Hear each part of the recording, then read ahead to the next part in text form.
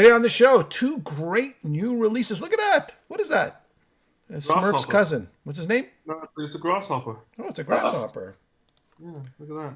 Look at that. So we're here on the Metal Voice. Good to be here with you, Jimmy. I am the original bad boy of rock, the voice of heavy metal, and you are the Metal Voice. And it's good to be here with Kenny, and it's good to be here with Jimmy as we combine and celebrate common sense, truth, logic, the American way, and heavy metal, Blue Oyster Cult, and tonight Armored Saint. Absolutely. Good to be on the show. All right, here we go. We're going to start off. We have Blue Oyster Cult, the new album, and I think it's going to be released. Let me just look at the date. October 9th. The Symbol Remains. But first, we're going to talk about, on Metal Blade Records, the new Armored Saint album, which is going to be released October 23rd, Punching the Sky. And they also have a live stream, and I'll figure that out when it is. I think it's next Saturday, but I'll double check. That's next Saturday at 8 o'clock. I think I'm going to that, 8 o'clock. Yeah, so they're a live stream, paper live stream, and they're going to be at the Whiskey. They're going to play a few tracks off Punching the Sky, as well as, of course, their classic song. So let's get started.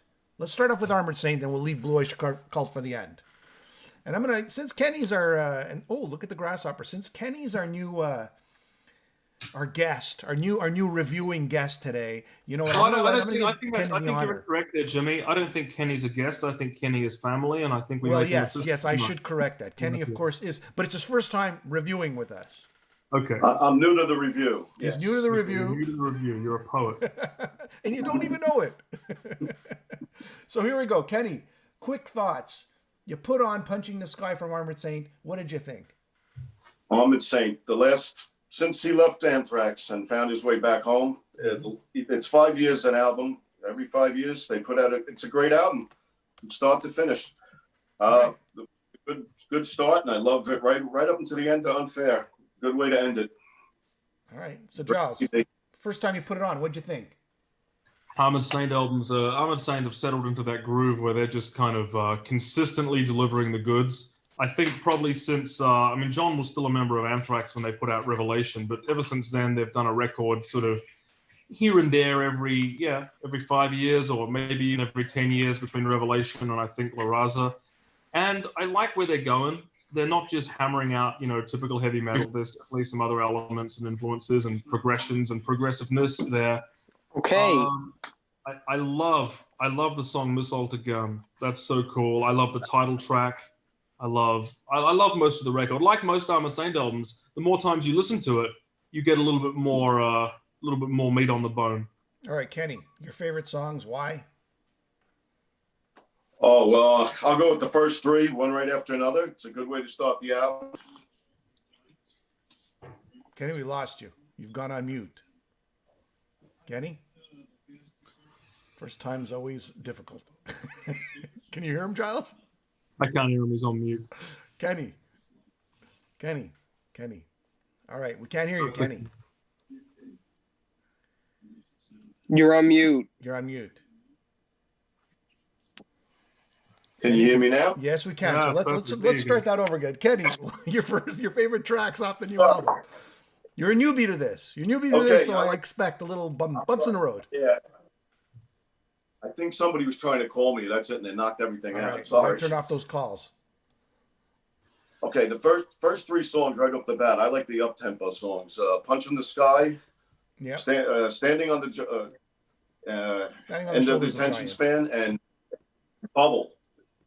But my favorite one is Missile to Gun, right in the middle. That's what Giles said. It's a nice, fast, up-tempo song, and that's one of my favorites. But Unfair, I love the way they ended it. It reminded me of Last Train Home. It's just a nice fade out on the album, and it's a great album start to finish, though. I'm going to say I'm going to repeat what Giles just said. They've been coming out with albums, over the years, every few years, every 5 years. But they've definitely, from their first album, there's always sort of, I don't know, like they've always kind of never had that sort of consistency. It was always patchy. Maybe that's the way to say it. I love Armored Saint. I have all their albums, love the band. I love John Bush. I love the whole band. I think they're all excellent. They're all great. But I think this is the most consistent album. Like I just like even this album here, La Raza, and this one Hands Down. Hands Down. it was still a little patchy for me, but this one, it's kind of like they're firing off on all cylinders. They finally got it right. It seems like John is actually finally in that vocal groove, and Joey Vera, the production. Giles, what do you think about the production? Or we like to call it the engineering. You know what? I would say the last few Armored Saint albums have always sounded fantastic. Since they've been handling everything kind of in house, I guess you'd say it sounds fantastic. I'm a huge Joey Vera fan anyway. I'm a huge John Bush fan. I probably wouldn't necessarily agree with the comment that they've finally found it. They've always had it. I actually think since Symbol of Salvation onward, they've gone from strength to strength to strength to strength. All right. Even though there has been a good deal of time between records at times. Yeah. Kenny? I agree with Giles. Every album gets stronger. It's like La Raza, 5 years later, Win Hands Down, and then 5 years later, Punch in the Sky, which is probably the best out of the bunch. Yeah. I agree. They're only getting stronger, and the production is great. In-house is the way to go. Joey Vera is the man. I just find that John, like when I put on this album right here, and this, I bought it when it first came out, Delirious Nomad. I love this album, but I just... Right album. Yeah, they've always sort of like, in my opinion, and I love this album too, and they still haven't paid this off, at least that John Bush said. I always find that they're always heavy metal, but they're kind of always veering off. And it is to your point, guys. The last three albums, it seems they're on target. And what I mean by that is it seems like they're growing the songs over the years because they're not cranking out the albums year after year. A little more time, sit back, understand the song, understand the vocal lines, understand the song structure, and they just that much more powerful music. That's how I look at it. They're getting tired. I don't know what their intentions are from album to album, because I don't know if they start on date X and finish on date Y, or whether they spend years kind of percolating ideas and songs. But however they do it, they're coming up with the goods time and time again, and that's the most important thing. I always look forward to an Armored Saint record, and this is no exception. I've been out riding last couple of days, one way or the other. I've been out riding a bike, and I've been listening to these two records that we're talking about tonight. I've been listening to the Armored Saint and the Oyster Cult, and the Armored Saint's just, every listen, it gets stronger and stronger, kicking my ass. Kenny, Cool. what about? Okay, I agree with you, Kenny. Standing on the Shoulder of Giants, End of Attention Span, and Bubble. It's like bam, bam, bam, three. Missile to Gun.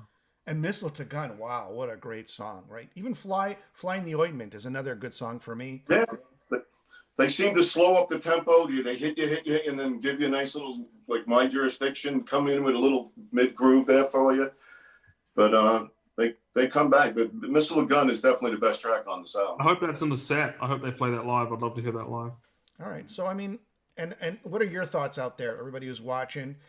What are maybe you don't have access to the album just yet because it's still not released, but from what you've heard so far, and I think it was the two singles that were released, and I know people are excited. I think it was Standing on the Shoulder of Giants and End of Attention Span that were released as singles. So just a heads up, guys, for those of you sitting on the fence, if thinking, should I pre-order this or not? Definitely for me, this might be one of their strongest albums. Time will tell where it fits in their catalog. Where does it fit for you guys, this album in their catalog? Higher, lower, mid? Me? Oh, it's up there.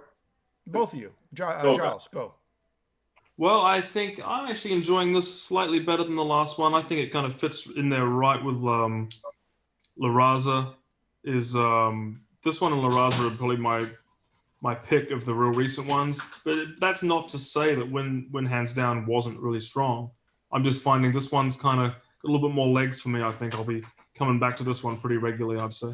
And Much Ken, like I do with La Raza. If you take their whole catalog, where would you place this album? And again, it takes time. It takes some years to really place it properly. But as you're listening to it, I've only heard it a couple of days, so it's hard to say where I place it in the entire catalog right now. But as the last couple of them, it fits right in with them. It's maybe in between La Raza and Win Hands Down. Okay. Because they fit in right after Symbol of Salvation, I think. They do. They really do. With Revelation, obviously, in Congress. The way Too. it goes. Yeah. All right, so there you have it. That's the first one, Armored Saint, on Metal Blade, October 23rd, Punching the Sky. And they are also playing live at the Whisky Saturday in 1 week. Check them out and buy some tickets. Just go on their website on Facebook and you can pick those tickets up. All right, But here's a big one. is that a virtual show? Is it, Jimmy? Yes, it is. Yeah, It's always- a virtual show. Yes, yes. Always a good live band. Always a good live band. Oh yeah, I've seen them live a bunch of times. Love them. Really good. All right, guys, here it is. This is after 19 years. I know Giles has been waiting for this. I don't know if it's 19 or 20 years, but whatever. It's been a long time. Might as well be 50. I've been waiting so long. Blue Oyster Cult. October 9th, the symbol remains. All right, so I'll let Giles start off with this. Tell me what you think. I mean, is it worth the wait? Is it worth the wait? It's frustrating being a Blue Oyster Cult fan these days because they just don't make a record that regularly. We had Imaginos in 1988, and then it was 1998 by the time they followed it up with Heaven Forbid, which was an amazing, astounding comeback classic record.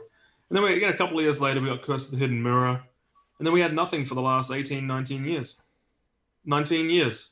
And, it seemed like they weren't going to do another record because they were just doing their yearly touring and forever on the road, as they say. They never stopped touring. So obviously it's a band that don't make it back into the studio very often.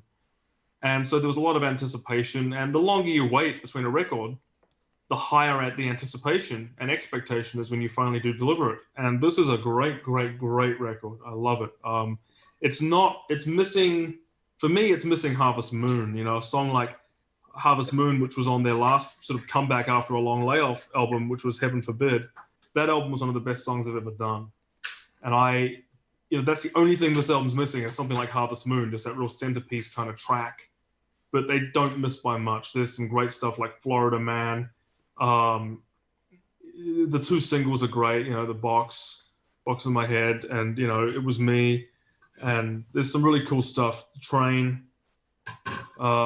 True Train. I love The Alchemist. I love The Alchemist. That's really cool. And Rich, newish guy. Richie is singing 3 songs, and it's a little bit weird to hear a new voice on a Blue Oyster Cult album on 3 fits songs. With the Bouchard brothers, he kind of fits that gap. Well, or Alan. I mean, the Bouchard Alan, brothers have been out for a long time now, but it's just interesting to hear a new lead vocalist mixed in with Buck and Eric Bloom. It takes a little bit to get used to, but what a great writer and what a great singer. Those 3 songs are really, really, really cool. All right, Kenny. So it's great, and Buck's songs are cool. I love Fight. That was obviously he released that as a solo single a couple of years ago on YouTube and on SoundCloud, and it's nice to see that on the record. I'm really, really happy with this. A really strong comeback album. I love it. I'm a major, major fan. All right. I know, Kenny, you've got all kinds of Blue Oyster Cult posters there and back I to you. salute you, Kenny, and your recognition of one of the greatest American bands in the history of music. I loved them since like 1975 when I moved into my house in Queens, and the guys in the back of the alley played it 24 hours a day while they were working on cars. There you go. Old Agents of Fortune album on. I just was like, that was my soundtrack. Every once in a while they'd throw Sabbath or Deep Purple in, but that was a heavy rotation of BOC constantly. Yeah. That's why this album does remind me of the older albums, and going back to, like they were saying, replacing the Bouchard brothers, who I didn't mean like before when replacing Alan, who was the keyboard player, creatively. Albert did a lot of the writing back then in the 70s on those older albums too.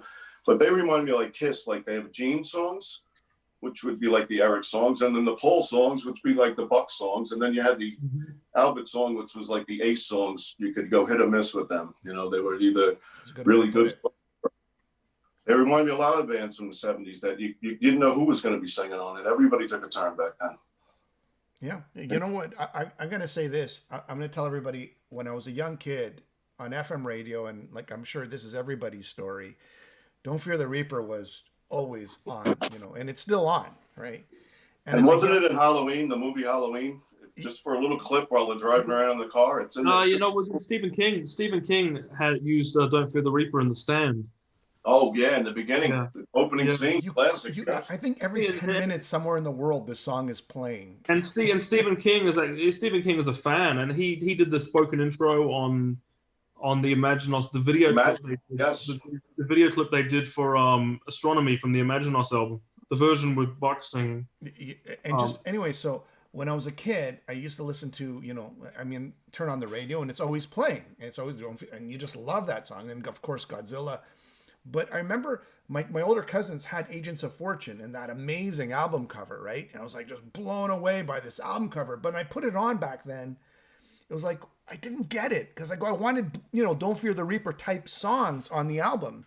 But it wasn't like that at all. And I was like, I don't like this. But over time, you get to appreciate exactly what Kenny said. You know what's going to happen next. You know what? Are they going to do swing? Are they going to do, she-bop? Are they going to do metal? Are they going to do some sort of jazzy, spooky, evil-like type song? You don't know what they're going to do, and that's the sort of the charm of Blue Oyster Cult. And only over the years you get to appreciate it. But as a kid, I wanted Don't Fear the Reaper and Godzilla on every album, right? So, and that's what I think Richie brings back now. Because, I mean, he Heaven Forbid is a great album. And Love it. One of my favorites. Nothing wrong with Curse of the Hidden Metal, but it's not Heaven Forbid. I like that Harvest Moon. I think Florida Man is the Harvest Moon of the album. Like that's what Jimmy. Very good point. Harvest Moon is the Harvest. Very good. Like Which Florida one? Man kind of has that. Florida Man. Yeah. You guys both said it. Yeah. Well, a little bit like lyrically maybe, but I mean musically, I don't really see too much similarity. But I love Florida Man. It's a cool song. I like Secret Road is really cool too. Very good. I'm just gonna go through the songs fast. That was Let's me. do it. That was me. Career of Evil-ish. That was right? me. That was me. It was him. Yeah. That was it. That's Eric Bloom right there. That's Boom. Eric Bloom. That was him. I mean, Career of Evil. That's what you think of. You think that evil, sinister sort of guitar tone and voice, right? Box in my Stun head. guitar. Pure Buck. Yep. Box in my Pure head is Buck. quirky. Pure Buck 1980s after Burning for You. Boom, Yeah. boom, boom. Tainted Yeah, Blood. I gotta Tainted Blood say, is- this album is definitely cut from the same cloth as kind of everything from Revolution by Night onwards, which is where they did kind of become somewhat of a different band, which was more of a leaning more towards commercial hard rock, even AOR in places. And they're never gonna be Tyranny and Mutation ever again. They're just not that band anymore, and that's not a criticism. It's just they just evolved. Burning for You was kind of the point where they changed, and then Revolution by Night and the subsequent albums, they were more focused on kind of the song and the commercial hard rock, which I actually love. I really love. But Tainted Blood, getting back to the track list, Tainted Blood is okay. This is like what Kenny said. This is the Ace Frehley track, right? Here comes a new guy. Richie's coming and singing, and people have heard this already, right? And then you have Nightmare Epiphany, which is, the swing beat, surfing solo. I would have went with that for Buck's first single instead of Box in My Head. Midnight Epiphany. But that was. I mean, Tainted Blood's Richie. Yeah, so, sure is. Yeah. That's kind of like the surprise. They've released 3 singles, and those are the 3 singles. One of each. Right there. One from each. Yeah. Tainted Blood out of the single now, is it? Sorry? That's the last one. Out of the single. Yes. Train True guys. Like we're talking about Johnny Cash here. That Chug and Train. Well, Chuck Berry in there too. I love Train True. It's a really cool song. Yeah. This reminds me of something that would have been off of Flat Out, Buck Solo. Yeah, and it's interesting you say right? that. It fits that mold. Yeah. Interesting you say that, Kenny, because I was almost thinking there's a few Buck songs here that almost sounds like he's got a solo album inside him that's wanting to come out as well. But that to me was a surprise. Train True was a huge surprise for me. That was like kind of like now they're veering off on another tangent, right? But that's just typical Blue Oyster Cult. Exactly. They've never done. There you go. Yes. They always so many different styles of music in one album with them. It's not just one thing, and that's one of the reasons I love them. Yeah. Because it is a variety. You're not just getting just heavy metal from beginning to end, or you're not getting one thing or the other from beginning to end. You're getting a mixture. I like that. Stand and Fight. Now we're going into Manowar. I don't know, man. This sounds like some sort of Manowar. We're not going to Manowar. We're going back. Kenny will know. What's that song on Revolution by Night about the motorcycle gang that are riding into the night? Oh, was it Shooting Sharks? No. No. The motorcycle gang. It's a song. It's one of Eric's songs, and it's a song. Revolution by Night. Midnight Ride. I think something like that. It reminds me of that. It's like a sequel. He's singing about a gang, of outlaws.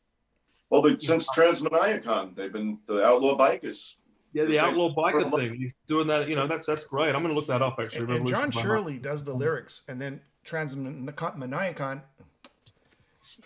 He's actually that song was based off a book of John Shirley, And actually, John Shirley, I think he wrote on the last two albums as well, if I'm not. Yes, he did. The, Wrote the a song lot I of was heavy. talking about, the song I was talking about is called "Feel the Thunder" from Revolution by Night. Oh, okay. That's Stand and Fight reminds me of kind of like a sequel to that song. Well, to me, it reminds me of Manowar. Well, okay. I don't hear a lot of Manowar there except the words "stand and fight." Maybe No, the it's title. got that Title. gang vocals. You No, know, it's heavy and it's I don't know. It's just sort of like anthemic. Well, yeah, a lot of bands do that, but this reminds me of that song from Revolution by Night. What about the real surprise, The Alchemist? Great song, and that's almost like maideny in places, especially the guitar solos. Love There's it. guitar harmonies. Yeah, Love there's it. guitar harmonies. Another great Eric Bloom song. Yeah, and to me, it kind of reminds me of Astronomy. It's I don't know. This is sort of like the same sort of feel. It fits in with the whole Imaginos thing, you know. Does a little bit, yeah. A little bit. What about But, There's a Crime? Another- Good song. Good song. Doesn't jump out as like one of the highlights for me, but it's a good song. If I was to say anything that would be weak on this album, I love the production. I think the production is strong. I love the sort of different directions the music goes in. I would say Richie would be, but even the Richie songs remind me of like Styx, like some early Styx. Well, the Machine's a great song. That just the whole so that shocked me. The Machine, I thought was an excellent song. Yeah, no, Richie's songs are great. It's just different to hear a new vocalist. Perhaps to me- that's what it is. For me, he's their secret weapon now. They got to use him live. They definitely do. Yeah, no, he's a super talented guy. I'm glad he's with them. Yeah. So, okay. So here's the big question. Again, I'll ask this. You have all their catalog, and I know it's still early. You need a couple of years to sort of really figure out where it fits. But in the early stages, where does it fit? If, you know, from the worst to their best album, where does it fit in that sort of I don't spectrum? know. I mean, I love all their records, so I can't really put them in an order. It depends on the day. I guess this is to me. This is I love Curse of the Hidden Mirror. Don't get me wrong, but this one feels like a stronger record than that. But it's not quite Heaven Forbid, which is just one of those freak occurrences. It's just a stone cold classic. Latter Day, I guess, if you can call '98 Latter Day, but Latter Day for them, comeback record. I love Live for Me and Harvest Moon, as I said, and Cold Grey Eye of Light the of Dawn Hurricane. and things like that. So it's somewhere in between Harvest Moon and Curse of the Hidden Mirror. So what would be your favorite Blue Oyster Cult album and your worst, Giles? My favorite, I can't pick one. just in general. I can't pick one, but I do tend to come one album I come back to a lot is Club Ninja. Okay. A lot of people kind of did it was a little too AOR for some people, but I love that record. My least favorite Blue Oyster Cult. I don't know. I mean, this is least meaning in real relative terms because I still love it, but maybe Mirrors. But I still love Mirrors. Mirrors is full of great songs like In Thee and the title track. It's hard to pick it's like asking me to pick a bad Maiden album or something. It's just Well, there isn't I could go there, but there isn't one. So I just can't. well, there's better and there's less better. Okay. Well, less better for me, probably Mirrors, I guess. Okay. That's Slightly- and would this slightly fit better. somewhere in the middle? Is that what you're saying? No, this new album would be right somewhere near the top. I think. I think it's a great, that's fantastic record. Okay. Fantastic record. Kenny. I'd say it's smack in the middle. You're a fan of Blue Oyster Cult for so long. Like, where does it fit in the Right now, spectrum of yours? Right now, it's right in the middle because I go like Secret Treaties is my favorite. From that on, with Agents of Fortune right after Secret Treaties, that's my favorite. That whole block with Spectres too. That 3-block album to me is my favorite. Rectors, yeah. Cultosaurus erectus. There's some really Good stuff. But Wow. after Heaven Forbid when they came back, my friend grew up with Bobby Rondinelli and dragged me. I hadn't seen them in years, and dragged me to Toad's place to see them. Okay. Had a great time. That was the Heaven Forbid tour, and he brought me right back into the band. I got really heavy back into them after that. Cool. But it fits somewhere right in the middle, maybe a little higher up. Okay. But I got to give it a lot more spins yet. Time will definitely tell if this album where it will fit, right? But I'm just saying, like right off the top, and look at that. There's the Grasshopper. He's the secret. What's the most underappreciated? And I would agree with Kenny, actually. I think it's somewhere in the middle, but a little higher. A little higher. 75. If there was one to say, 100, 75, right around that. It's not terrible. It's It's got a lot of good stuff. It's growing on me fast. And then I would agree with Giles that they don't have a bad album really. So They don't do bad records. It's hard to pick one. Yeah. It's just one that you play more often than another. But then again, on any given day, you could be playing, what you feel, right? So yeah. Sometimes I pull out Mirrors and I love it, Other right, times Kenny. I'd rather listen to Revolution by Night or Fire of Unknown Origin. Kenny, a Blue Oyster Cult album that you sort of, a hidden gem that you want to tell the world. A hidden gem would be Secret. You think that's underappreciated by, let's say, the world. Secret Treaties. Secret Treaties. Well, I don't know. I think that's pretty. Everybody's kind of like it's unanimous. That's my favorite. That's a classic. I mean, but that's Kenny's favorite. I think Club Ninja gets a bad rap. I love the song "Dancing in the Ruins," "Perfect Water," "Make Rock Not War." There's some really cool stuff on that record. All right. I really like. I think Club Ninja needs more people need to check that album out. Okay. Because I think it got a little bit overlooked at the time and subsequently. All right. I think for me, it's Agents of Fortune and Secret Treaties. Those are always be the sort of albums I'll go to. And heaven forbid. You're talking about like underrated. Yeah. Well, I mean, in our minds that we but underrated, I would say heaven forbid. Like, I mean, you just turned me on to that album, and I thought that was completely, a gem that more people need to know about. You know what? That album has no business being as good as it is. It came out in '98. The middle of the grunge thing or the tail end or whatever. But the world certainly wasn't clamoring for a Blue Oyster Cult album in '98. Yeah. And that album was just ridiculously good. The demo. Small label. I don't think anybody even knew it came out. They were playing small theaters across the East Coast. Yeah, and you know what? A lot of those stuff, and this is an interesting point. A lot of the songs from Heaven Forbid and Curse of the Hidden Mirror were kicking around for a very long time. Yeah, I mean, the title Curse of the Hidden Mirror, that's an old album. Buck put out a 4-disc retrospective of his demos and things like that, and Harvest Moon goes back to like 88, 89. There's stuff like Stone of Love from Curse of the Hidden Mirror that was that's the best song on that album, Stone of Love. Yeah. Going back, real early as well. So it'd be interesting to know the material on this new record, how far back some of that dates, whether this goes back 15, 20 or longer years, or whether this was all kind of written in the last 2 or 3 years would be real interesting to know. Well, Return of Saint Cecilia. Saint Cecilia goes back. They have songs about Saint Cecilia back on Stork when they were Stork Forest Group back. Conceptually, but whether that piece of music was written back then or if just the lyrics were or the title. Yeah, exactly. Well, 19 years, you would think there were a lot of songs, that they were sort of kicking around, redone. And as I said, Buck put out the song "Fight" as a solo digital, like you can just listen to it on his SoundCloud and his YouTube page. Yeah. And it sounds pretty similar to the version that made it to the record, so it wasn't changed much. That's a great song. A song about a fight. It wasn't really a fight. Can you believe Eric Bloom is 75 years old? Eric Bloom is 75 years old. Wow. Yeah, 74, 75, around there. It's incredible. Mm-hmm. And to come up with an album like this, who thought, back in the day when Elvis was washed up at 23 years old, they go, he's washed up, rock and roll. You can't be older than 23 years old. Anyways, there you have it. There you have it, folks. The new album by Armored Saint is going to be October 23rd, Punching the Sky. And of course, Blue Oyster Cult will be coming out in just 5-6 days or whatever it is. October. Is it really? 9th. I thought it was October what is it? October 9th. October 9th. What are we today? I don't even know what we got it early, so yeah. But I think lucky us. So what? And we forgot to say Albert joins them on the first track, though.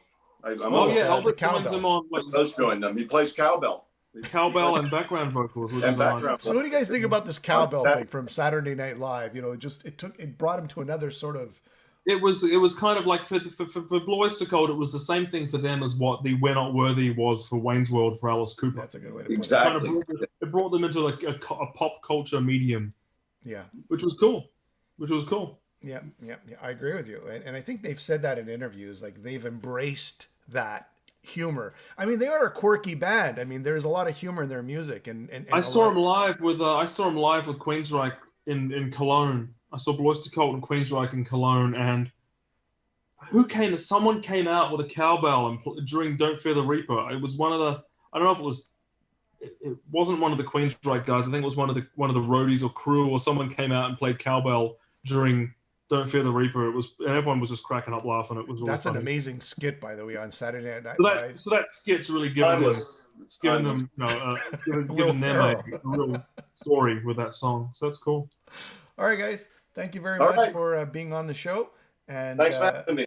yeah, Charles, I don't know if we're going to do a show tomorrow or weekly. I haven't kind of figured that out yet.